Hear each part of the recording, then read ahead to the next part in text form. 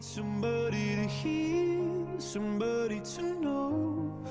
What is up, for Beans? It's Gage here, and today I want to talk about a hero that died during the Trump rally, Corey Comperatore. Hopefully I'm saying his last name right, but he sacrificed his life protecting his family. When the shooter shot at Trump, there's a couple shots that happened during that time, and they went at his daughter and his wife, and Corey pushed him down and took the bullets and sacrificed his life for his family, which is the ultimate form of love he showed there. And I've been doing a lot of research and things like that, just trying to really get this story about Corey and kind of what man he was. And I'm telling you guys, the more I look into it, the more respect I have for this man. He was a fire chief for the Buffalo, the firefighter company there. I'm probably not saying it right, and I apologize in advance, but he was a hero majority of his life. You know, helping many people, his community, even one of his neighbors, Mr. Achilles. He was in the hospital a few years back, and he was nearly on his deathbed. And he said Corey was one of the first people to text him and say, "Hey, you need anything? I got you." And he visited him, and he helped him, and Mr. Achilles, like, this guy, he's a really good guy, and he mentioned that, stories about the good ones die young. Mr. Achilles mentioned that this felt like one of those moments that it became true. And Corey was very big into the community. He was one that was always there for you, and he was a great father to 2 daughters and a wife. And his daughter, I believe is his oldest, Allison. She posted on Facebook, just kind of sharing her dad's story through this tragic event, and shared what type of hero he was and his sacrifice. Because the media was more about Trump and the politics side of it, instead of about the person that sacrificed his life for his family. And I'm really happy that Corey's story's getting out, because this man is incredible and should be told. His story should be told, and I am so grateful to all of you that are sharing his story, getting it out, and not letting this be unsung. And Corey, I can't, those are the main things. He was just a very good community guy and a great family man who died young, but to me, he lived a great life with an amazing family, with an amazing community, and he helps so many people. His story won't end here. It will continue for the people he touched, and his daughters, everyone. And he is a hero in and out.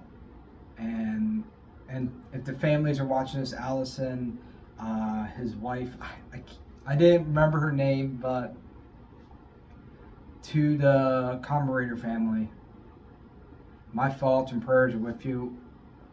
I couldn't imagine what you are going through, especially witnessing what happened. I'm sending love to you guys, and through this very hard time you guys are going through. And just know that your husband and father is a hero, and his story won't die here. It will continue on. And I send love to you guys.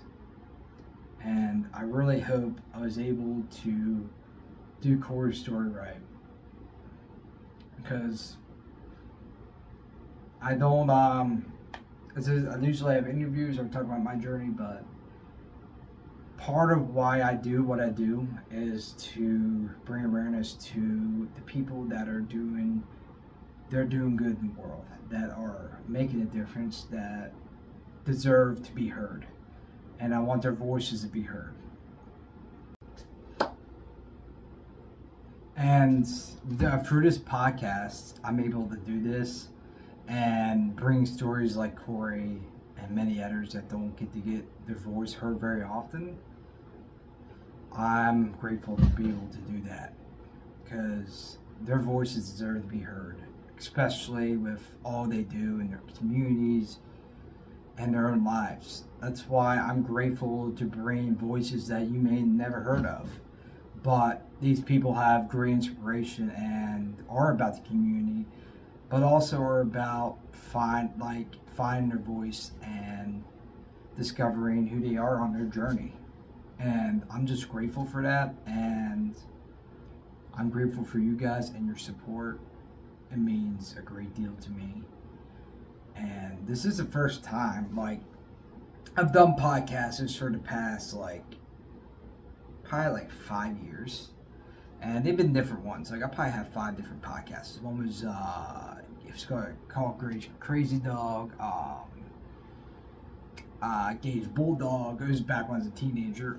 Those, you can tell those definitely names are teenager type of names. Then I improved to You Buck That, which I spent 2 years. That was like my biggest previous podcast. I had 160 subscribers, and I connected with a great community, but it wasn't fulfilling. There's a lot of politics that come into football, and because the Buccaneers are involved in the NFL, and it just wasn't where I was spiritually and in my heart.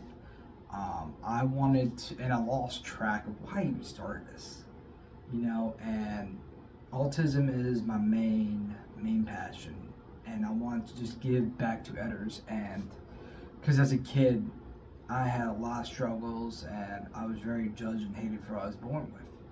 Every time I told someone I had autism, they would look at me completely differently. It was a very lonely time in my life where home wasn't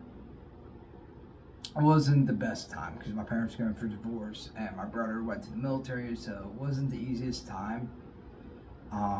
So it was a very difficult time, and I didn't even know I was depressed until I was 16, until I was in high school.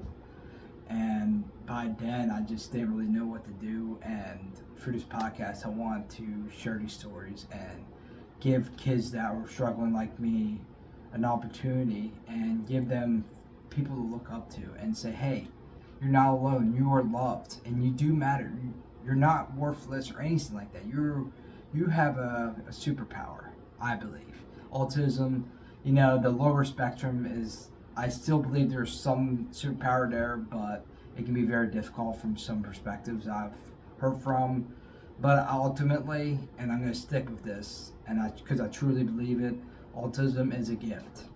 And I've seen it with many people, and nothing is telling me otherwise in my belief and what I've seen. And I got a little subject there, but I'm super grateful for you guys, and thank you for listening. And much love to Corey and his family. Much love.